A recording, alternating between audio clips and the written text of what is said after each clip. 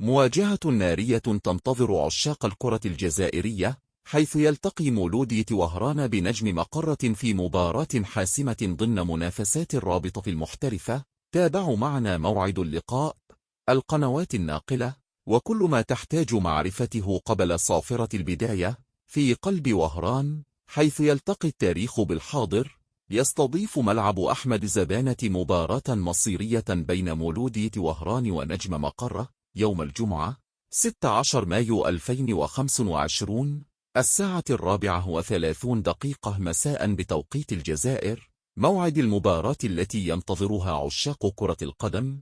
المباراة ستكون منقولة مباشرة على القناة الجزائرية الأرضية، لتكون على موعد مع الإثارة والتشويق.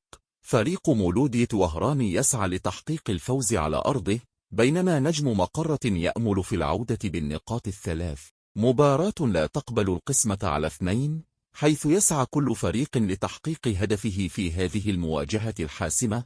لا تفوت هذه المباراة المثيرة. تابعونا مباشرة على القناة الجزائرية الأرضية.